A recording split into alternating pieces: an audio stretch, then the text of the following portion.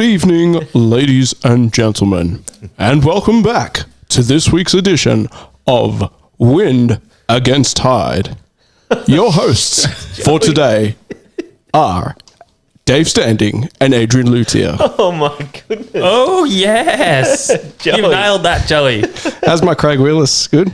Yeah, that's an absolute beauty. I don't know who Craig Willis is. I'm not going to pretend I know who he is either, Dave. Is he related to Bear, John Willis? And welcome back to Centre Stage, Roger Federer.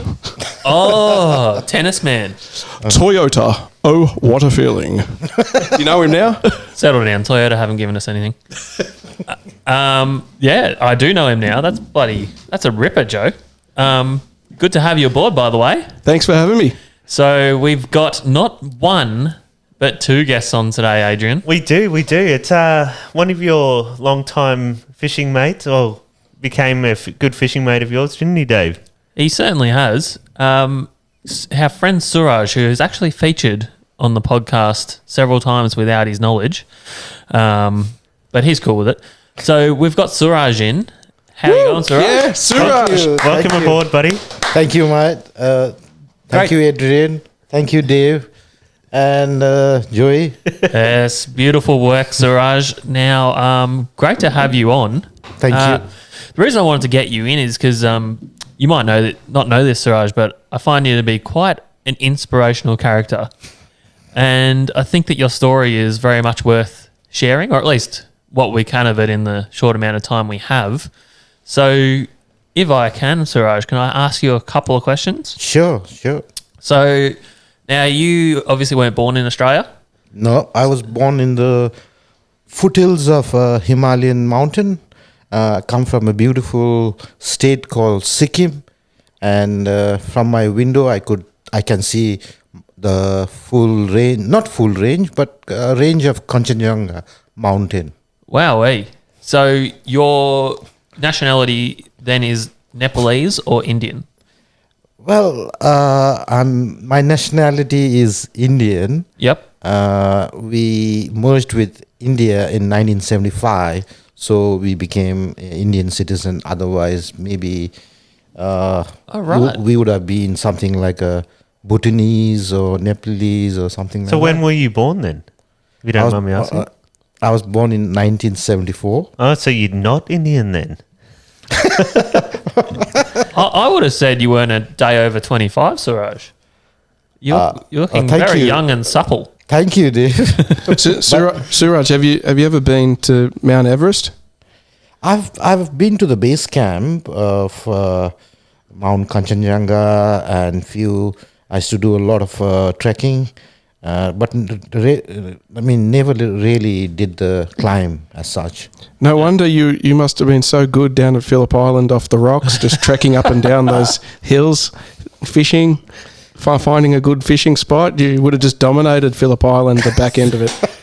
You know what? To tell the truth, the tribe that I am, we are like Sherpas, very similar, short fellow, but they have some natural,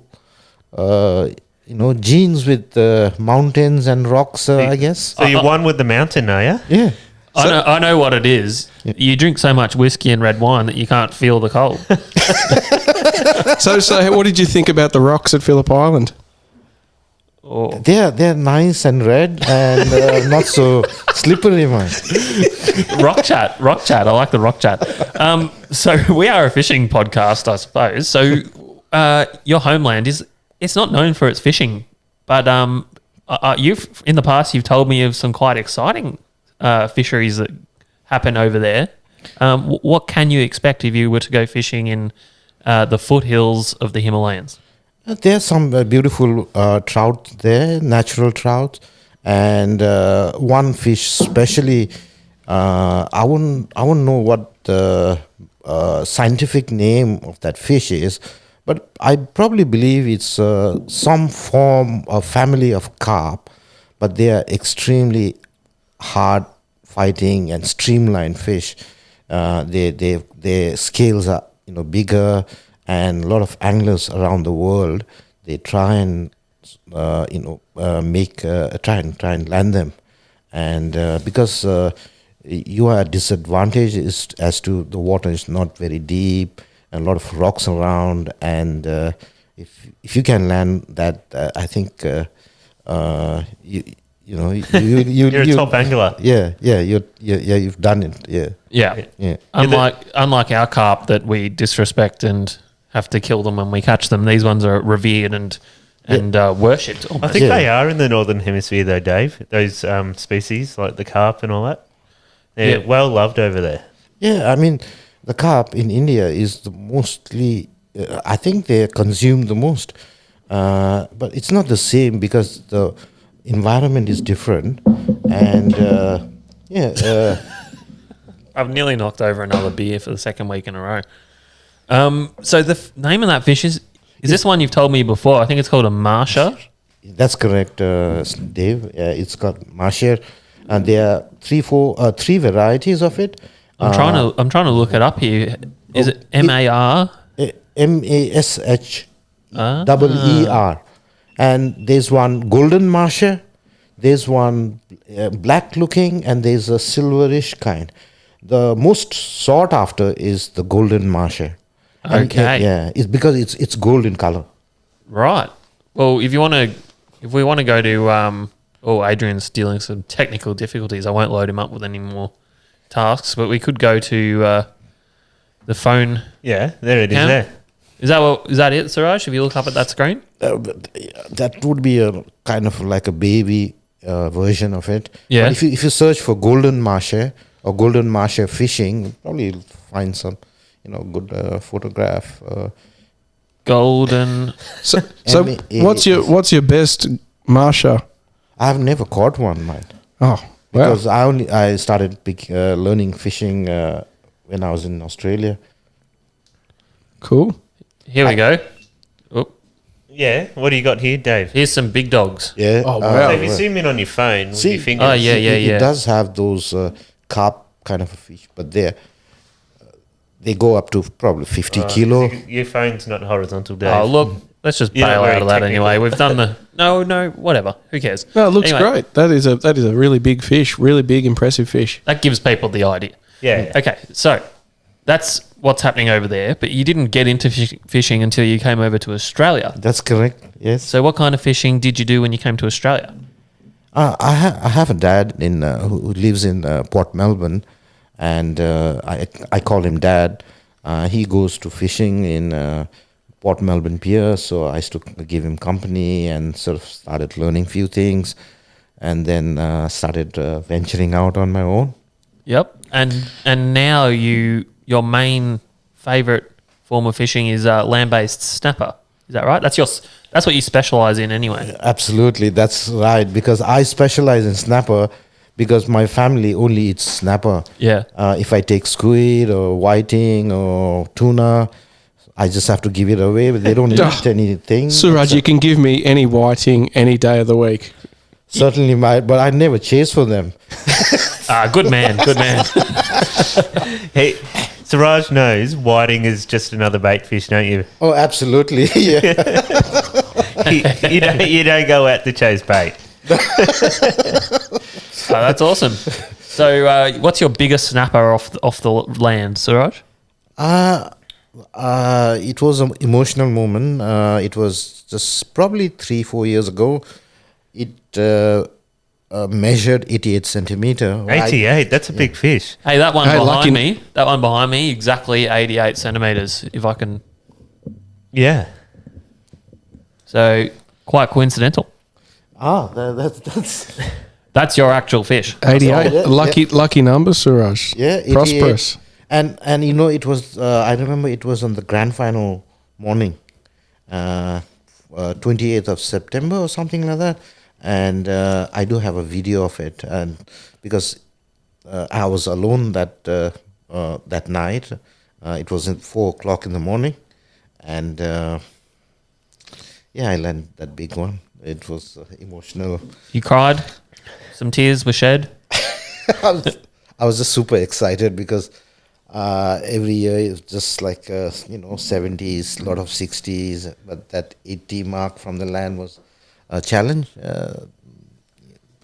When you do it, you do feel emotional. Oh, Yeah, that's awesome. And you've got a big goal at the moment, which you've been working on for some time, haven't you? You got a new target in mind. You've moved on from snapper for the moment, Yeah. and you're chasing a special species from the rocks. You want to tell us about that one? Yes, you know that, Dave. I've been sending you videos whenever I go. Yeah. Yes, I've been sort of want to, I've got a plan or a desire to pursue and catch 1 meter plus kingfish, and that too from the land. We managed to catch one recently. It was only 78 centimeter. That's not a bad fish, Suraj. 78 So centimetres. If 78 is one, there'll be the day where the 1 meter, you're in the right location at least. Yeah, exactly. How many days and hours do you reckon you spent pursuing this dream of yours to get a land-based kingy? It started with a dream. I had a gut feeling that there could be kingfish. There's no report or something like that. And I saw that spot. Felt something. And then with the land base, you got to be dedicated. You got to understand the ground. Got to fish all kinds of conditions. And then certainly there will be some sort of pattern starts emerging, and that's when you start understanding that, that's when your chances of catching your chosen species goes higher. Yep. So watch this space, because we've got one on the board, and Suraj will not relent until he gets his 1 meter plus, which is going to be very exciting. We will keep our listeners updated with that journey, Suraj. You will be the first one, Dave, to know when I catch that 1 meter plus. It's just mate. a matter of time. I'll give it time. I'm not going to hurry or something like that. Oh, don't hurry. But it could be this year, next year, year after that. But yes, certainly one day I will land that fish. Awesome. I love getting the updates when you're out fishing. So, Suraj, Yes. I know you love your land-based fishing, but I know you also love testing the skippers of charter boat operators. So there's a couple of charter boats that you love fishing on. Who is the better captain? Putting Dave on the spot here. Who's your favourite captain, Suraj? Yeah. I would certainly put Dave as the favorite captain, only because he's very dedicated, and I've learned a lot from him. Okay. I actually use kind of his way of rigging up. And good thing about Dave is that, when he targets something, he's thinking big. Yeah. He's not after something small. It's not after quantity, he's after quality. Yes, and I have adopted the same attitude. So when I'm snapper fishing, you won't see anything less than 6 hooks. Yeah. And a lot of people, they go small 3 or 4, hoping they will catch big one, but they also want the small one. I've learned, and I'm not scared to put a whole 1 kilo, big bait out Calamari there. on, yeah. Oh, I love it. Yeah. But there's another thing that you do love doing on Dave's boat as well, is you love to bring like a whole pot of biryani, goat biryani on the boat, and just, wine and dine basically. Absolutely, the cooking is another my passion. I wanted to bring my chicken curry for you guys tonight, but Maddie, Priya mentioned. Priya is my wife, and she said she can't take spicy food at the moment. Oh, okay, yeah. And then said, but if only Dave is going to be eating, then she won't feel good. Yeah. Because so I aborted that idea. Yeah. I did make the curry. I didn't bring it. Okay, fair enough. That's all right. We'll go out and eat somewhere else and experience someone else's cuisine. But I reckon sometime in the future we're going to open up Suraj's curry house. It's going to be very exciting. Yes, surely. Yeah. Hey, there's actually a restaurant for sale down the road from me. So let's talk after this. How much do I have to pay you to be my chef? Look, Dave, it's for you. It's going to be Mike's rate. Very good deal. Just free fishing trips, I think. Well, thanks, Suraj. Thank you, Dave. Really interesting to get to know a little bit more about you and a lot of our listeners probably haven't heard much about you before, but I think your story is as interesting as anyone's. Now, Joey, you're Yes. sitting there in silence. I know you're bursting to come out with a new segment. Yes, well, I've got a new segment this week that I'm just going to just lump on you. And guys, Joey, I've got to say, I love the energy you bring into this. Look at you. first time ever on Wind Against Tide podcast. Now we have Lure of the Week. He's done a lure of the week, Dave. Yeah. Where's the cheering sound effect? I need a cheering sound effect we or something. got this sound effect. That's very harsh. I'm excited for this. Yeah. All right. Hit us, Joe. Lure of the Week. So I've got a great story about this lure. It's today's Lure of the Week. It's a blue water deep diving lure, but it comes with a story. Okay, tell us the story, Joey. What's Okay, so You're gonna hold camera this here. up? Yep. Yeah. So here we go. Everybody goes, oh, I've seen this kind of lure before. It's a Halco. Yeah. It's a deep diver, but it's not just any Halco deep diver. This deep diver is actually a custom series that you can't buy in Australia. And I actually got this sent over from Mauritius. But Halco's Australian. I know, Dave. What? My mind is blown. So when I was binging fishing on YouTube a couple of weeks ago, I saw, look, at the end of the year, truth be known, I want to travel to Mauritius. Are you right, Adrian? I'm having a look. Yeah, Very loudly unwrapping. at the end of the year, I want to go to Mauritius, and I'd love to do a liverboard game fishing trip at a place called the Sudan Banks, which is about 250 kilometres north of Mauritius. If anyone doesn't know where Mauritius is, it's about 8 hours from Perth, off the coast of Madagascar. But the Sudan Banks is 250 kilometres off the northern coast of Mauritius. It's a giant superstructure that goes from 2,000 metres up to about 50 metres, and there's dogtooth tuna, massive GTs on the jig up to about 50 kilos, marlin and yellowfin tuna. And on this particular video, the crew that was on the liverboard was trolling this particular lure, and my goodness, it caught so many yellowfin tuna. So I've noticed the feature there. It just says our best lure at Sudan Bank. Yeah, I can provide you with the link later on for this, but yeah, great video. Caught so many yellowfin on this, and I've got a cousin who game fishes in Mauritius, and actually after our success on the tuna and the spreader bar, I said to him, mate, I'll send you a spreader bar to Mauritius for you to try on the tuna, because Mauritius is a small island. It's really hard to get tackle there. I thought I'd do something nice for my cousin. Yeah. I sent him a spreader bar, but then I've come across this video and I was really interested in this particular deep diving lure, which is a Halco custom series. They don't make it anymore. And I said onto the video, hey man, nice lure. Where did you buy it from? And the guy, there was a German tourist on a big fancy liverboard boat. He responded back to me and he said, it's at the Black River local fishing shop in Mauritius. Yep. So my cousin, who was so excited to receive his spreader bar from Australia that I sent to him, he said, yeah, Joe, I can go to this shop for you and see if they've got it. And he's gone to the shop and they've got it. But look, I actually emailed Halco in Australia because obviously it is an Australian lure. Yeah. And I thought, well, surely some tackle shop somewhere in Australia is bound to have this lure. And they don't. Tim from Halco emailed me back and he said, no, it's a custom lure that is definitely not made here anymore. And Get into them, Suraj. Crack open another beer. Yeah. That's the spirit. so there you go.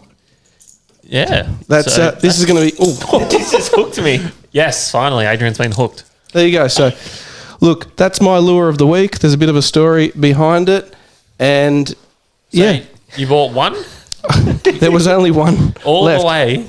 And also, just check out the bib here. The box actually says it's a DD, but I thought That's the shallow. Oh my God. Joey only got one. I thought he had a whole bag of these lures, so I just ripped it out of the packet really arrogantly. no, look, that's fine. Look, That was his collector's item. Yeah. this is my Sorry, lure of the Joey. week. It looks like it's It looks like it's capable of catching tuna. Hasn't caught anything in Victoria yet, but I can't wait to try it.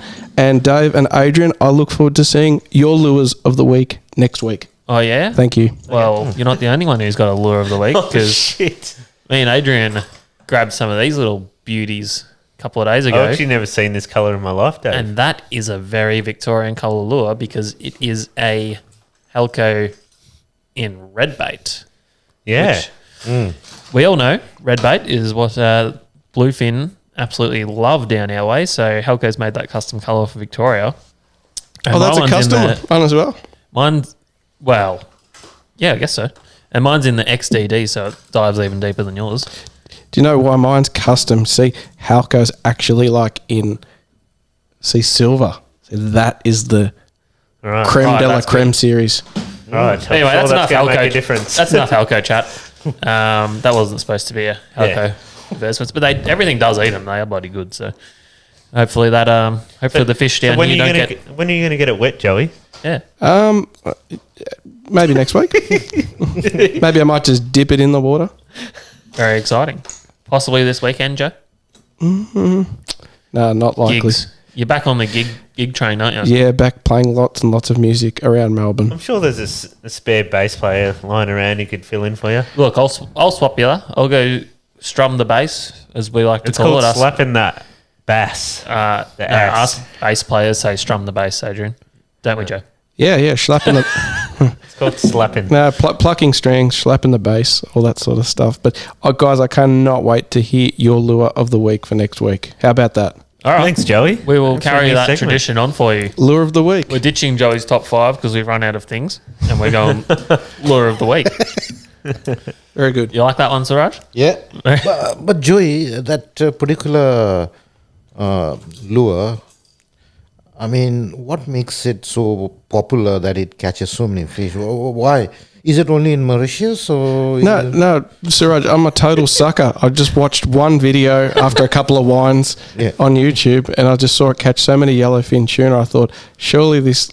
I really like the pink underneath, and I think, I like it, but I'm not so sure if the fish like it. They'll like it. Going back in time, that particular brand used to make an all pink diving lure, and that used to work really well on the Bluefin, didn't it, Dave? Yeah. Do you remember that pink one? Yeah. Stop swimming because I got eaten too many times. I got this one, but Oh I my don't. goodness! What the hell? But I don't think this is a limited edition series. I think this is just a regular Australian dog. That came from Mauritius. Yeah, it did. So you ordered one of these all the way from Mauritius? Well, I'd said to my cousin, just grab a whole bunch of them, but there was only one in stock in the shop. And yeah, Halco, they don't make it anymore. So if you're listening, Halco, if I catch lots of fish on this lure, I'm going to want to replace this. Not too much danger of that happening, Joe. I kid. All right. Well, very nice segment, Joe. Bloody loved it. Well done. Thanks. We'll be bringing that one back for sure. Have you got a whip around for us, Dave? No, I don't because we don't call it that anymore. Oh, But of course. what I might do as Adrian battles with some technical difficulties because we've just set ourselves up with another camera and it seems to be stuffing him Playing around. up. Yeah. So bear with us there. But what we might do is throw to the hookup and check out what's been happening around Australia as Adrian tries to do some running repairs. So you got hookup. Hook us up. Welcome to the hookup. Yes, welcome to the hookup, as that points out.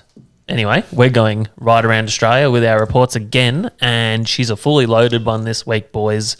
We have some really good captures, kicking it off local style with some big kingfish, and our man Big T came in yesterday, Adrian.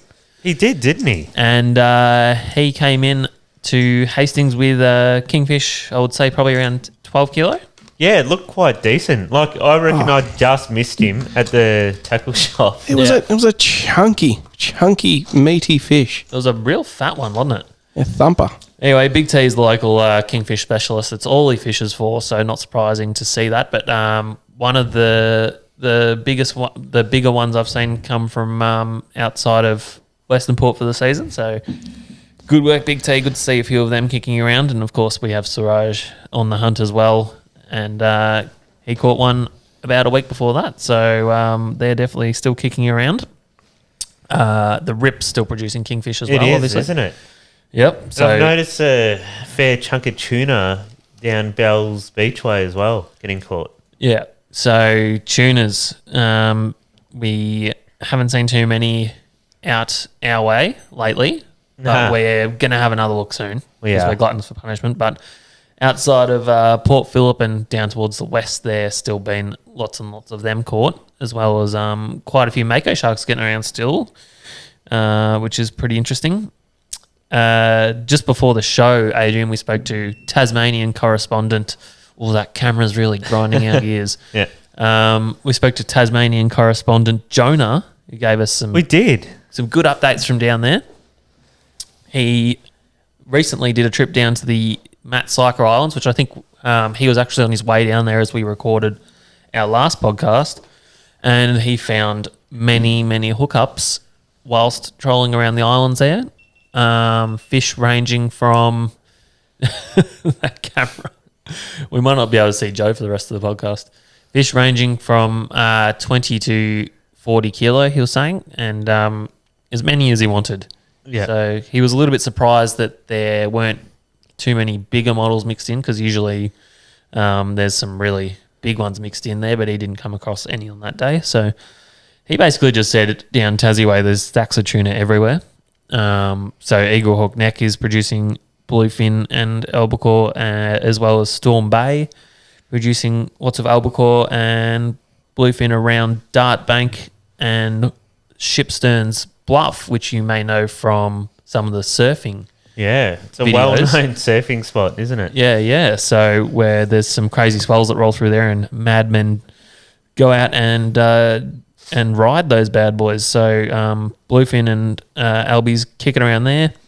He also told us a epic tale, Adrian. Oh, he did, didn't he? It went on for a bit. So it did go on for a while, didn't it? But it was very exciting. He was very hyped about it. Do you want to tell it? Oh, no, you tell it. I was kind of writing down notes when he was out. I thought I'd just give you a turn. So Jonah's friends who don't have a heap of experience with swordfish fishing went out to one of Jonah's deep water marks, and they were actually just trying to catch some blue eye and other deep water ooglies, gemfish and whatnot. And as they were dropping their first bait, the sinker stopped well before the bottom, and something very large had eaten their bait and was swimming up. Anyway, long story short, they then battled this denizen of the deep for the next 4 hours and saw what they thought could have been a marlin jumping out behind the boat, which clearly would have been a swordfish. And they put this thing at somewhere around 200 kilos. But after 4 hours on the electric reel, the swordfish won its freedom.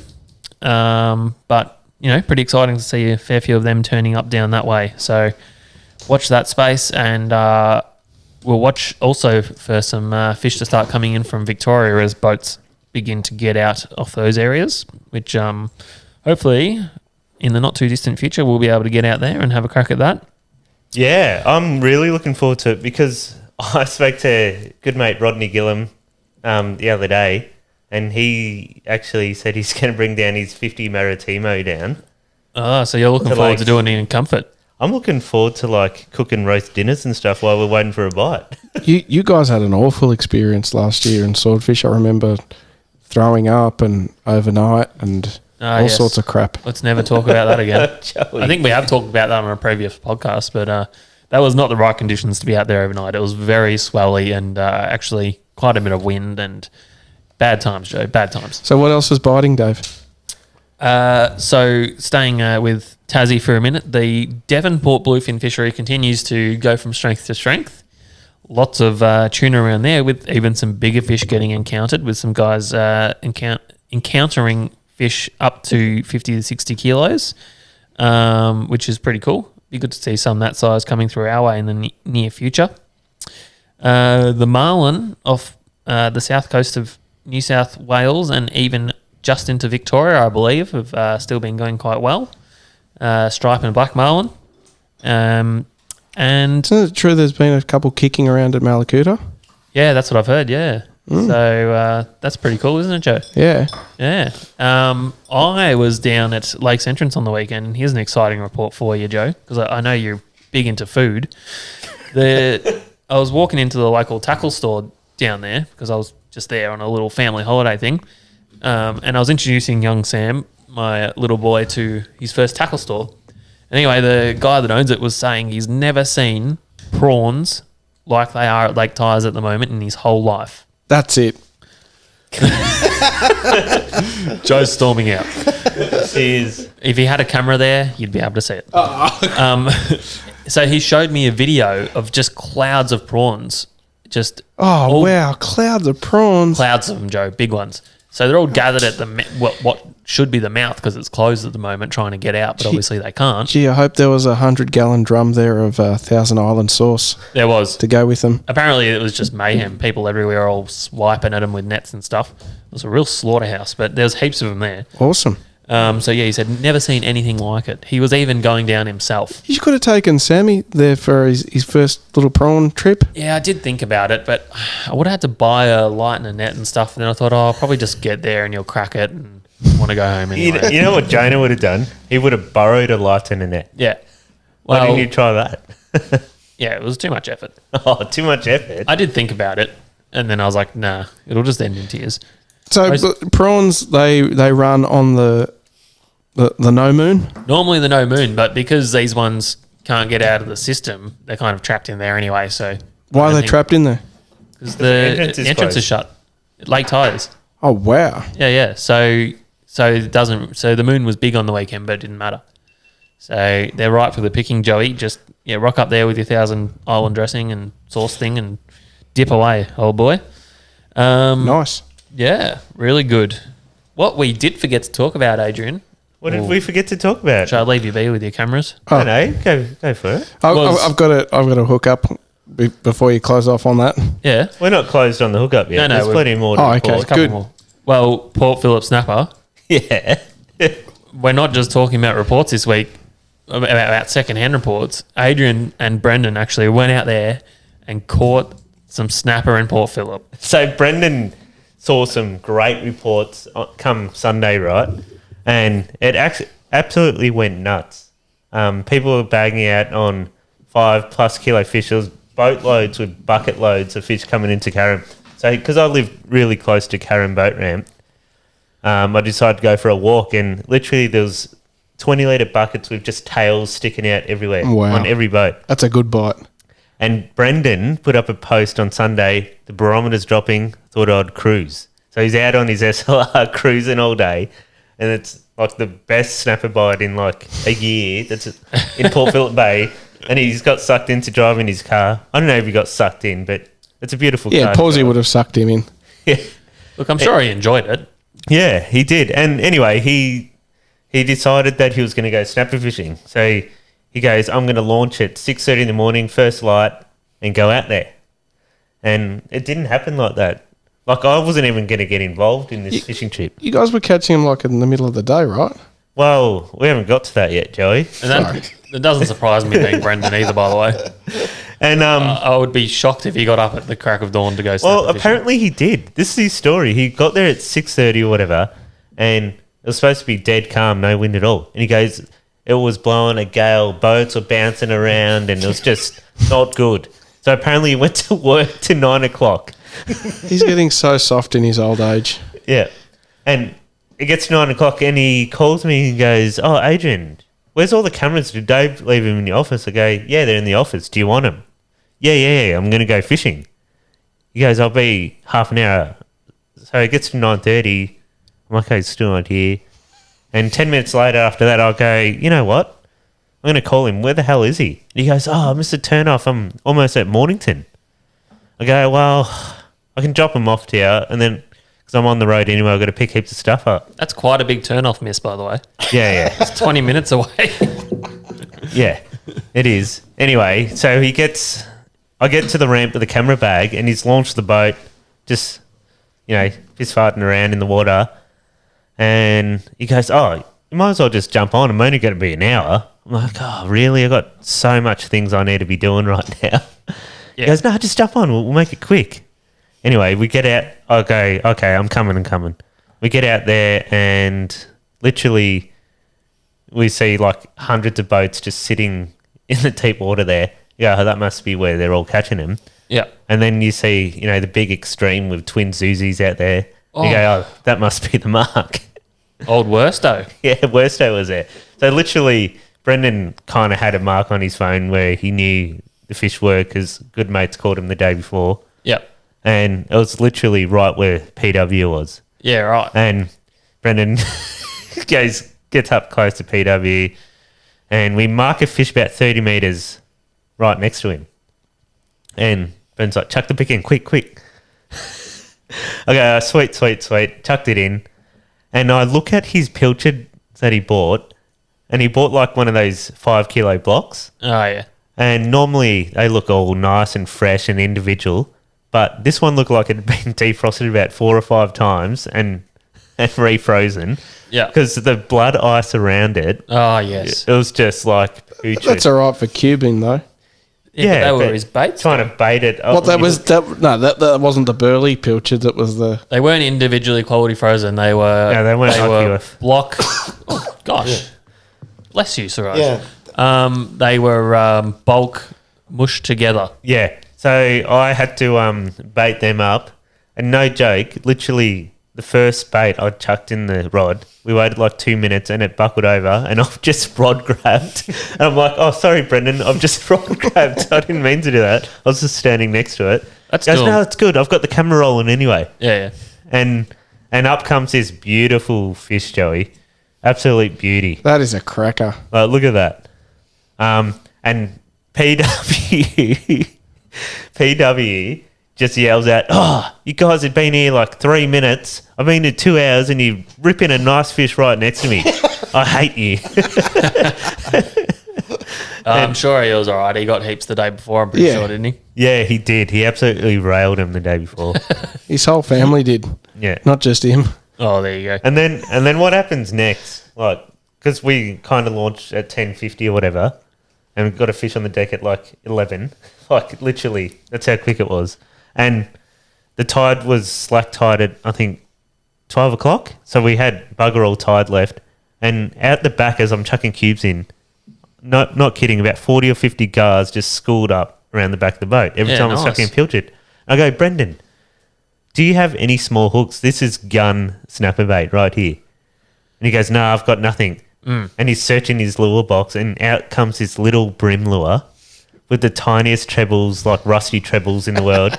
He had no pliers on the boat, no nothing. And I go, "Oh, that would be perfect." And he goes, "Yeah." And he goes, "I can't get it off the thing." And I'm like, "Oh, I'll try using my fingernail." I got it off. And he gets it off, and he's like trying to snap 2 of the hooks off. He snapped one hook off. Yep, so it's just got 2 on it. And then he tries to snap the other one off, and he ruined both of them. I'm like, "Oh, Oh, God. this ain't good." So I'll try to get the other one off. And we got that one rigged up perfect.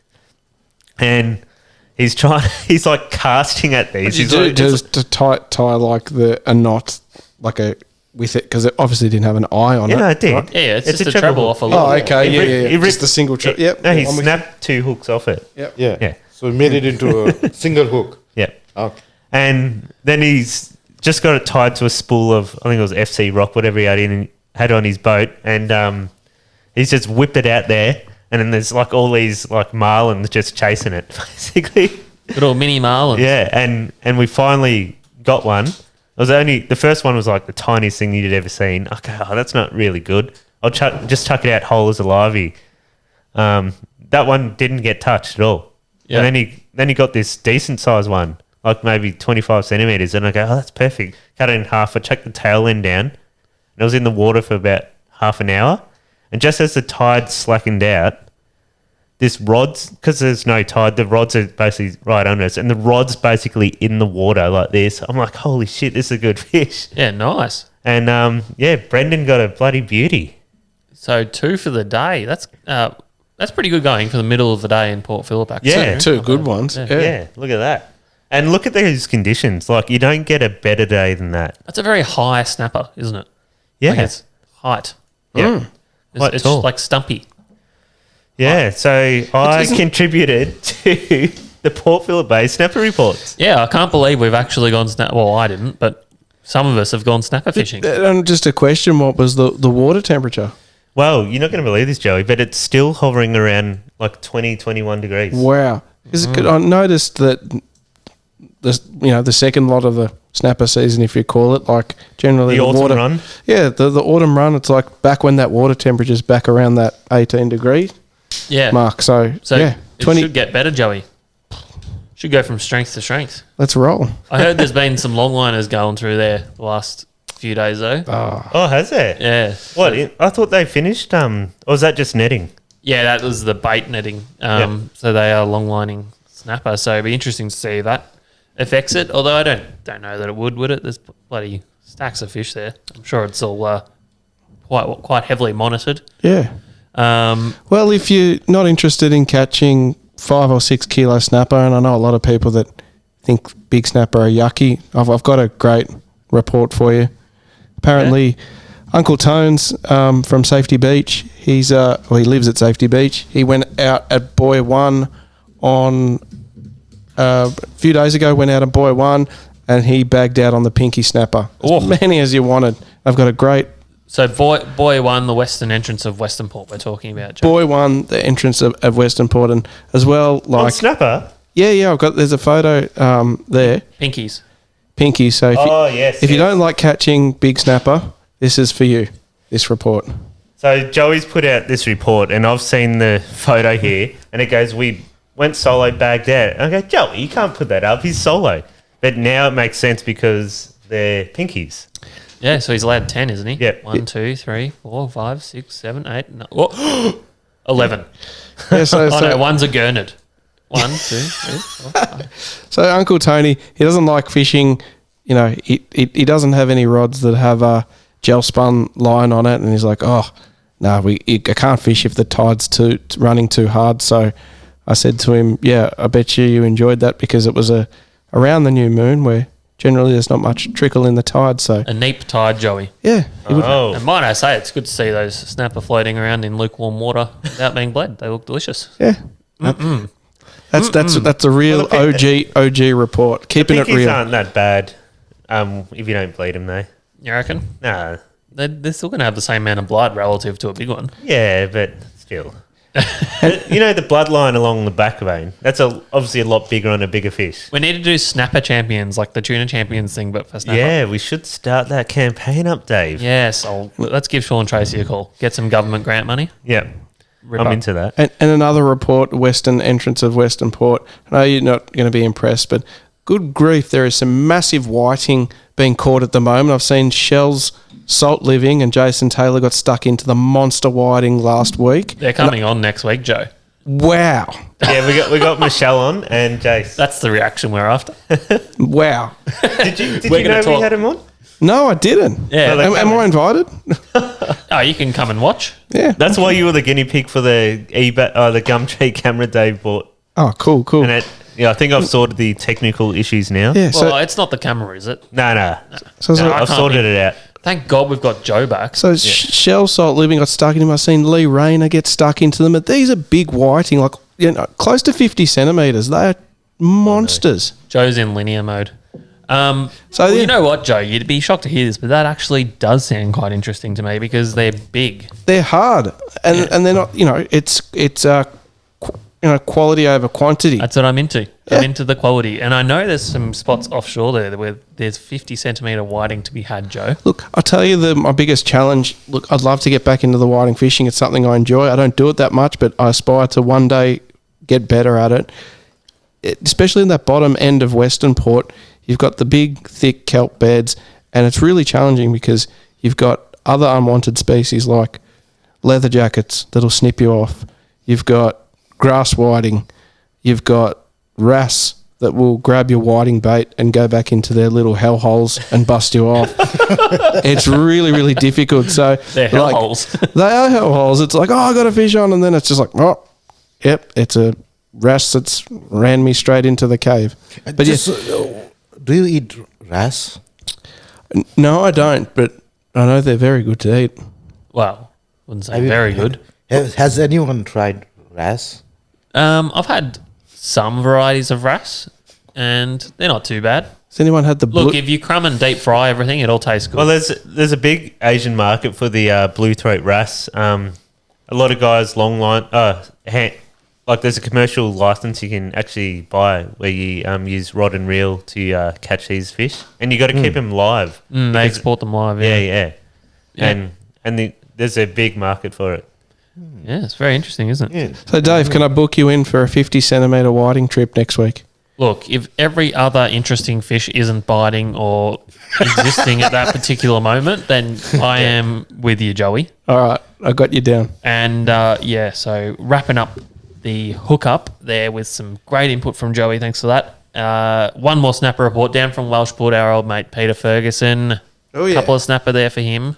I don't know how big they were, about 6 kilo, something like that. Yeah. Good Welsh bull size snapper. So he got a couple down there. So there's still fish happening down there as well. So for all you snapper fishermen, if you put in a bit of time, they're starting to come back on the bite as the water cools down a little bit. And that is it for the hookup, Adrian. Very good segment this week. Yes. I know something was making you quite furious earlier. I don't know if you want to No, you don't want to bring that up. You don't have to make it specific. Oh, yeah. Well, I don't have to make it specific, but yeah. To Peter Griffin for You Know What Really Grinds My Gears. Thanks, Tom. You know what really grinds my gears? What grinds your gears, Adrian? Oh, no. Well, I ordered these gauges for my boat because I wasn't happy with the Yamaha ones. So I'm like, I'll quickly swap them out. I ordered them at the end of February and they'll be in on March 3rd. Yep. I call up on March 4th, 5th. Undisclosed supplier. Well, CH fucking Marine. No. No, well, I'm angry because they fucked me around. They should have called like multiple times. Right. They're a good retailer. But, yeah, I called on the 5th. Oh, no, it's not coming into the 17th into the country. Like, what do you mean? Last week they said it's going to be in our store on the 3rd. You can't just change from the 3rd to the 17th. Anyway, Right. Then I called back on the 18th or 19th. Oh, no, it's not coming into the 23rd. Anyway, so I said last week, okay, just call me when it's installed. Don't send it out. I'll just come collect it. There's going to be an issue. I just want it ASAP. Yeah. Anyway, I get a notification on Monday night saying it's been delivered. Yeah. Like, okay, it's getting delivered. Express post, whatever. Anyway, I look at the tracking history this morning. It's gone from, where are they, Fairfield or whatever? Yeah, somewhere. Yeah, it's gone from Fairfield to Dandenong South, from Dandenong South to Melbourne Airport, and this morning it was at Brisbane Airport. Oh, it's bouncing around like a ping pong. Yeah, well-travelled gauges, Adrian. It's fucking express fucking postage. Oh, blimey. He's really angry Doesn't that this make you mate. angry, Joey? All I can say is, mate, UPS direct from Mauritius. You should have taken that. You should have I got should it have. from Mauritius, Adrian. You should have got your relative over there to find them and send them to you. It literally came in 3 days. I was so impressed. Mate, what the fuck is wrong with that shit? Like, honestly. Good gosh. Same thing happened to me Yeah. when I bought drone. A drone? I bought it before Christmas. Mate, this is a half an hour drive from here. It's gone to fucking Brisbane to come back to me. These days maybe they don't stock them, and the website said will express post is around 1 or 2 days. Then I gave him 1 week and nothing. I gave him 3 weeks after that, nothing. I said, Yeah. what's happening? Where's the thing?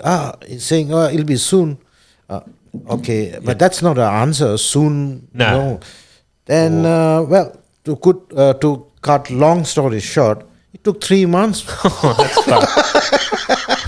and that too, I didn't get the model that I wanted. He upgraded it. I mean, that person upgraded it, and It doesn't do what you want to do. You Yeah. know why it took 3 months then? Because he didn't have your one in stock. Right, he And did when- say that. Yeah. I don't have your one in stock. They're so popular. They've gone. I'll give you the latest model. They are best in whatever they do. Yeah. And then what happened is then he made me upgrade it. I upgraded it, and when the drone finally came, I wanted a payload to release the bait or lure. Now that thing is not there on that drone. So I'm not able to fish with it anyway. Yeah. So good grinds my gear there, Suraj. I didn't You got expect fucked over by- Suraj to grind his gears. Hey, Suraj, I think Adrian's in the market for a new drone. Maybe you can sell it to him. No, mine still No, works man, perfect, Joey. I mean, if he Just wants, fine he with can use it. No one's using it at the I moment. wouldn't let him use it. He crashes them into things, expensive things sometimes. But one thing is there. After I catch that 1 meter kingfish, Yeah. I need help from both of you to proceed to tuna. And I think it's going to be a different location. Yeah. And I'll need some Off the land, Oh, Cape yeah. Shank. we can help you there. Yeah. We got him. And I did sort of think that's the area I'm going to be targeting. We've got him in close there a few times. So Yeah. But you from the land, you got to see the safety first, and then you got to see like how you can land them. It might not, what kind of a how long gaff you need, or do you need a net, or how you're going to land that fish.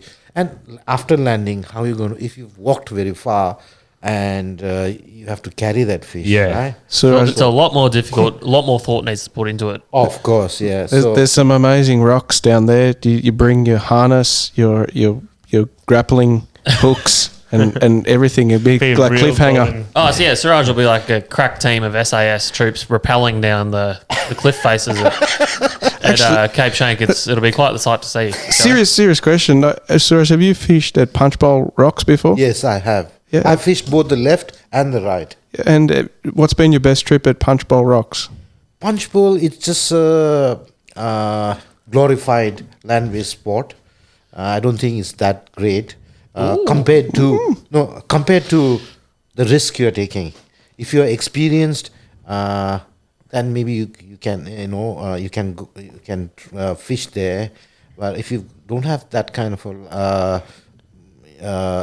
experience, then I would suggest try some other sport, because there are other great location than Punch Bowl. It's not worth risking life, because I was in a tackle store in Bentley, and Claude said that someone actually died. Yeah, people there. die there. Yeah, Yeah. And when you go there, they say there's a big warning that says live, don't risk. There has been death or something like that. And the way people fish on the left side, when you go to the Punch Bowl Road on the left, there's a spot that's more popular. On the right is even harder.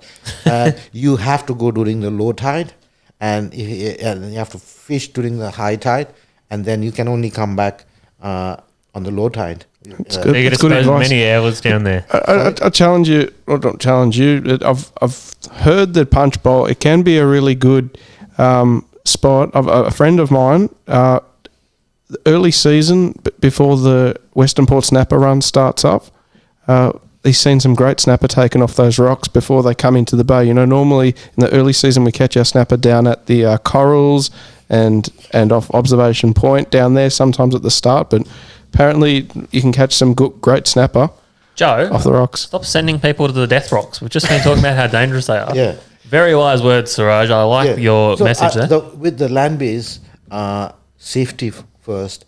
Like I said, if you need to have experience in rock fishing, and second thing is also the waves and tides. If you haven't fished there, if you want to fish any land-based sport, you got to make sure that you fished all kinds of condition, or you understand the water, you understand if something does happen, what you want to do, how you're going to, what security, safety backup plan. measures Yeah. you've got. You just shouldn't be going there without just because you've got a snapper report. It doesn't mean that if someone's caught that you're going to catch, because you have to understand the ground too, Joey. Oh, of course. Very Yeah. interesting. Adrian, Yes. we do have a Yamaha update. Oh, yes, we do have a Yamaha update. So going into this this express postage, right? Yep. Because last week I said I was going to just tune my motor. Yeah. I ended up sending it out to this bloke in Perth on Friday night. It's been tuned. Yes, it has. So it's now going to be like an 83 horsepower thing now, Oh, when will it end? So and 22% more torque. probably next week we're going to have some new engine stats for everyone. Yeah. Very exciting. So the post went there, and it was there on Tuesday, Friday to Tuesday, Remarkable. and he's tuned it yesterday, and it's already back at Melbourne Airport as of tonight. Oh, really? Yeah. Oh, you've been So I watching should- that like a hawk. Yeah, I should have it tomorrow to chuck it in. And then I'm going to do some more testing with this, Dave. So I'm going to do a performance test with the current prop. And then I'm getting the famous Peter Bobcat to re-prop it. Bob Catter, Yeah. the politician. Yes.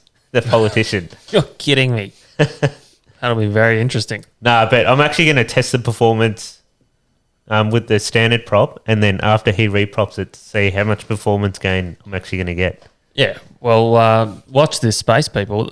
You will obviously get improvements because you're going from an alloy to a stainless prop. But Yeah. yeah, it'd be interesting to see just how much. Shall we throw to questions, Adrian? Yeah, we can go to the questions. I think that's a good idea. Hey, just a quick question for you. Yeah. How much did it cost you to fill up your boat? Current petrol prices, Dave? Oh, how much fuel am I putting in there, Joe? Oh, no, I'm saying how much is a fuel tank in FV Extreme right now? A full tank Yep. would probably be about $550. Wow. Yeah. You know what, Joey? I put like 60 litres in the 420 Renegade the other day, and it cost me like, I think $110 or something. It was ridiculous. Yeah, it's and crazy. That's when it was under $2, by the way. I haven't filled it up since it's like Hey, $2.20. I haven't been fishing. I'm too scared. I'm going to be land-based like Suraj. Yeah, it looks like the tuna fishing is going to be quite expensive. You know what? On the 420 Renegade, it's not really that expensive still. Okay. Yeah. Well, You just get wet. I'll just be going with Adrian then. Yeah. All right, let's check out these questions and we'll get through those. Some rippers there. So thanks everyone for sending those in every week. It makes the podcast extra special, I reckon, to get so much input from the Wind Against Tide team because we're a real family here now, Adrian, aren't we? We're growing a community of legends. Well, that's the plan anyway. So let's start running through those. Jonah actually sent us in one. It was on our one of our Instagram reels, I think it was. Oh, crikey! Jesus, Dave. Just looking for Jonah's question, but I think we'll just move on with the ones that were sent in today first, while we look for Jonah's one. Yeah, so we got one from Steak Sauce Yoda, and he's saying, what's the best way to slow a drift without an electric motor? So Dave on his boat has this orange parachute. I stole a parachute from someone. that he chucks behind the boat. Now, it's actually called a sea anchor. I actually stole that while they were midway through parachuting to the ground. So, you know how that would have ended for them. But at least I got a good sea anchor. Yeah, so there's a thing called a sea anchor. It kind of looks like a parachute and slows the boat down. And you often chuck that behind the boat to, slow your drift down. It's quite simple. Well, that's the method I use on my boat, and quite effective. But sometimes I quite like having good drift speed if it's not too windy, because you cover a bit more ground, and you can use the motor to sort of zigzag your way along and fish some interesting grounds. So that's how I do that one, Adrian. Oh, very good. Do you want to move on with the next question? So we've got Suraj the Snapper King. Listen to the question. What do you blokes do for a living outside of fishing? Let's ask Suraj. Suraj, what do you do? I run a digital agency. We specialize in e-commerce application. We would be one of the reliable and premium e-commerce agency in Australia, and we've got a very good team.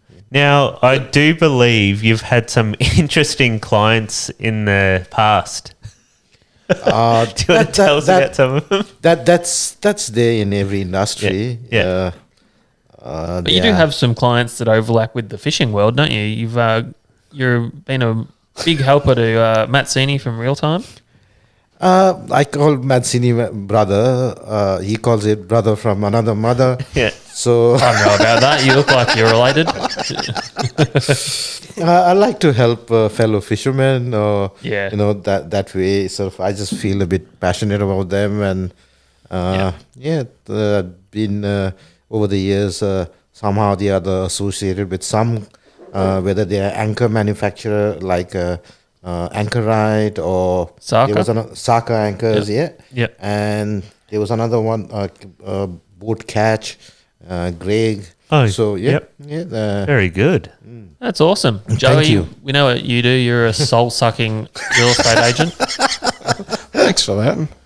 Yeah. No, I play when I'm not fishing. I'm playing music. I play bass in a band, and I'm playing at Crown Casino this weekend at level 1 at the Groove Bar. So You're right. Let's focus on the profession that brings joy and laughter and dancing to people's hearts. exactly. Yeah. We won't worry about the other part. And me, I'm just, I guess, a commercial refrigeration mechanic. Work on the construction sites, build cool rooms, do some refrigeration. That's about it. There you go. Nothing. Have you built a cool room to hang some tuna? No, but I do get asked a lot if I've got one of those, and I don't. That would be so good, I reckon. It's still to this day, I'd say one of the best tunas I've ever eaten was a hung up barrel. Like it hung for about a week, Yeah. and all the blood was out of it, and it was beautiful. Yeah, a week. Yeah, a week. Yeah. You hang it like red meat, Suraj. Like I didn't know that you could, Yeah. eat tuna like that. Hung in the cool room, obviously. yeah. Oh, okay. In a temperature-controlled environment, if you get all the moisture and blood out of them, you can actually age it for a little while, and it tastes quite amazing. So, Yeah. so it's not a smoking. It's No. what's the technique called? It's called Refrigeration. dry aging. Because in from the state I come from, they do that kind of thing with meat. So they put it in the snow. They leave it for 3 months to cook, I guess, and then you make it curry or whatever. There you go. Curry tuna. Yeah, but it's cooked in snow. I mean, or it's Preserved. preserved. Yeah. Yeah, there you go. All right, next question. Oh, no, well, I haven't answered. But- Sorry, Dave. Well, That's adorable. yeah, currently I'm actually installing crimp-safe security doors and screens is my day job. And by night, I'm a podcaster, I'm a YouTuber, what else do I do? You're a dad. I'm a dad. Yes. He doesn't pay me yet, though. All sorts of stuff. So, yeah, that's what I do. A lot of fishing. And you're a husband. Yeah. Yeah. But the great thing about fishing is, we all work in different industries. We have to deal with different kind of people, and when it comes to fishing, we are all together, and we are in the same wavelength. And It's a great leveler, Suraj. Yeah. Yep. Now, I've found Suraj's question, which bloody was posted in the stupidest spot. Did I say Suraj? I meant Jonah. Yeah. Jonah, you posted your question in the stupidest spot ever. It took me 5 minutes to find it. So he's put this on one of our reels. We've been uploading reels lately, Adrian, because we've become influencers. Yeah. On Are you our enjoying Instagram. making reels? Kind of, I guess. I don't know. I saw you made a couple. I'm like, you know what? I got to give this a go. I got to beat Dave's views. So I tried really hard, and I think I've got the most viewed one now. Okay. I'm so glad you're not competitive. All right. So Jonah's written, what is your definition of a barrel/jumbo bluefin? Do you think there is a difference in the amount of skill or effort required to catch a 90 kilo tuna versus a 100 kilo? And he's also written, I think Adrian's get out of jail card should be successfully tagging 2 big tuna. Call it what you will. Anything over 80 kilo or 165 centimeter fork length. That's not a bad weight, but I'm still going to try to tag 100, Jonah. 100 individuals. Yes. Oh, well, no. I don't think there is a skill difference required to catch a 90 kilo or 100 kilo. So down here, No, I think he's talking about. Oh, is he talking about between a 90 and a 100 plus? yeah. Okay. So down here, we kind of have two distinct size classes, or at least we used to. They're starting to get a few more medium-sized ones mixed in, but traditionally we have our, let's say, 5 to 30 kilo schoolfish. Yep.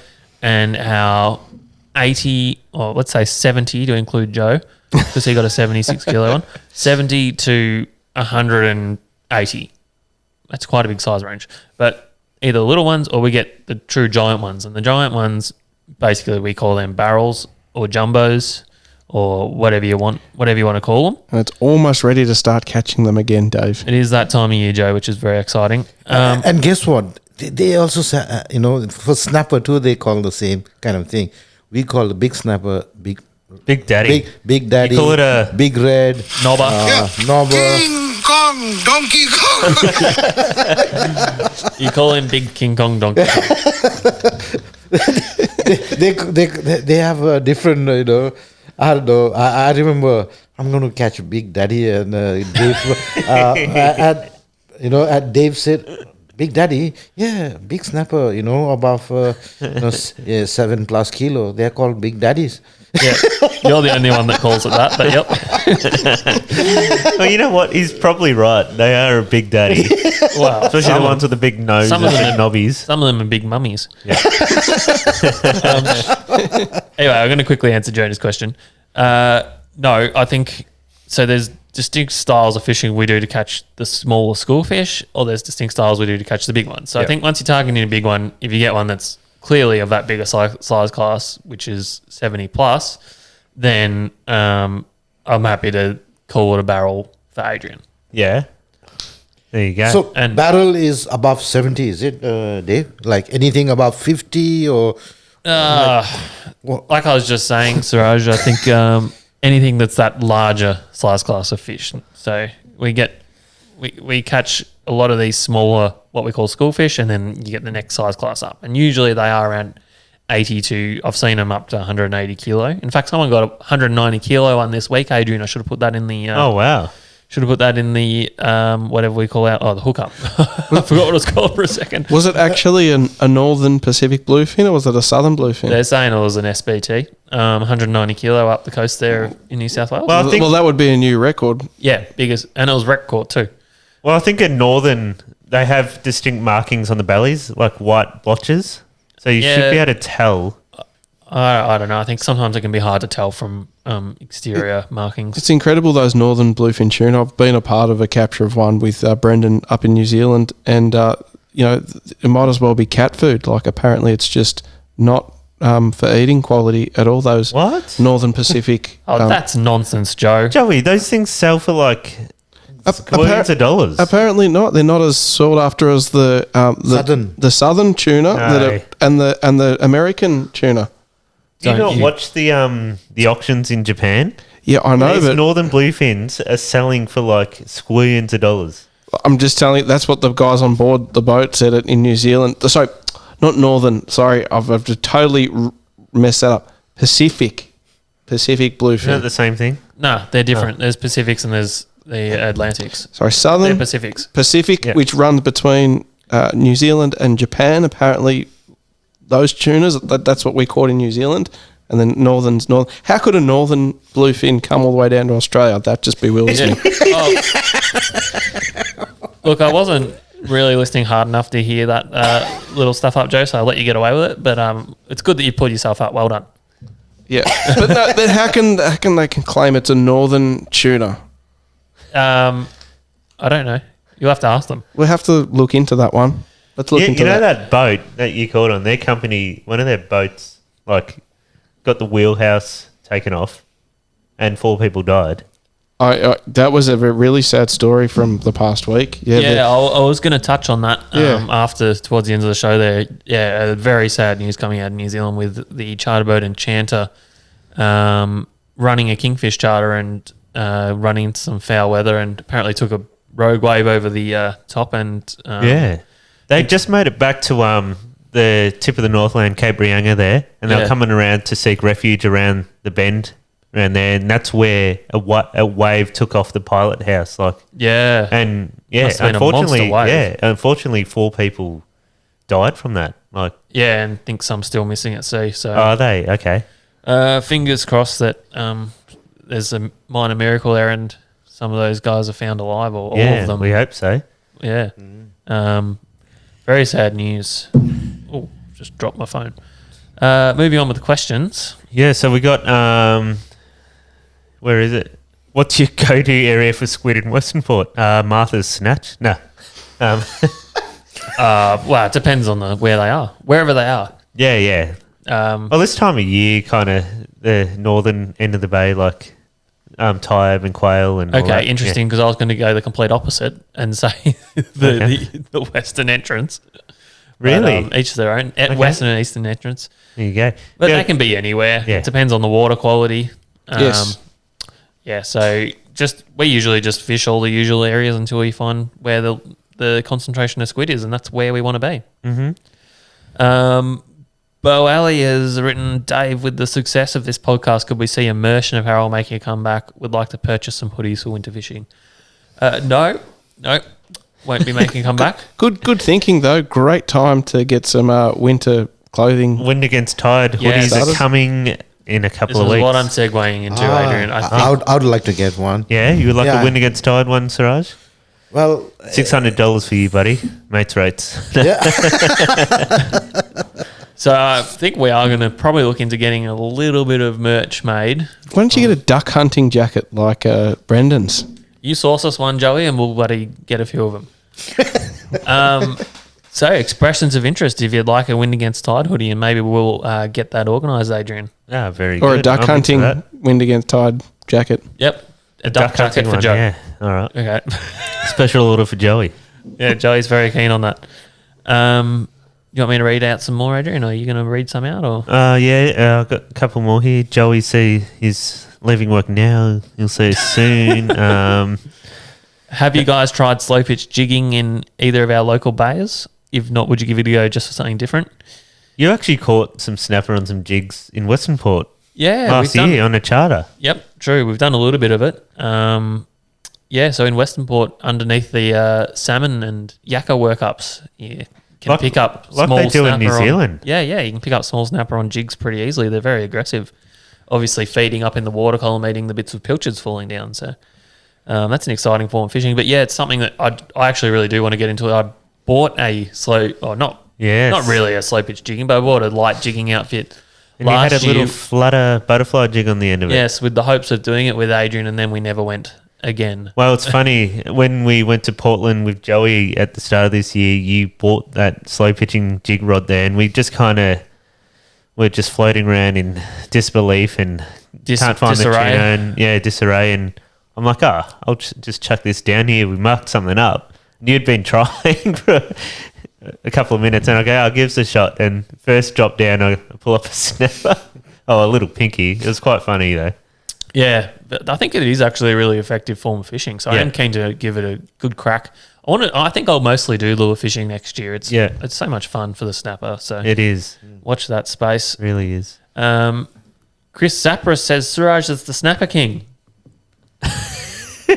Bloody oath. Well, I know him for many years. No, you're supposed to say you don't know him. He's just a fan of yours. I suppose, well, if he says so. Could we get a Suraj t-shirt made with a picture of Susan? King Kong, Donkey Kong. Yeah. Yes. Good brainstorming. Yep. Well, I don't know where I got that thing, wording from, but Win Against Tide is it's great for the podcast. You know what? I'll never forget, especially when I'm fishing in Port Phillip Bay and taking the boat, when you get that Win Against Tide. I never catch anything that time. Really? Yes, it can be a little bit challenging. Challenging, like running a podcast when the cameras keep turning themselves off, Adrian? Oh, yeah. It's been fun. Oh, well, you've battled through it. You've done really well, buddy. You had a little bit of an outburst there, but we've managed to control you again. Yeah. And we've made it to the end of another podcast. Can I try and get someone on the phone? I'm going to say no. Okay. Because that'll just be a shambles. How about we line him up for next week, Joey? Sounds good. Alrighty, let's wrap her up. What's up, you bloody legends? Thanks for listening to Win Against Tide again. That's it for another episode. Please like and subscribe to our YouTube channel. You'd be doing us a massive favour. Thanks, guys. Thanks, Suraj. Thank you, mate.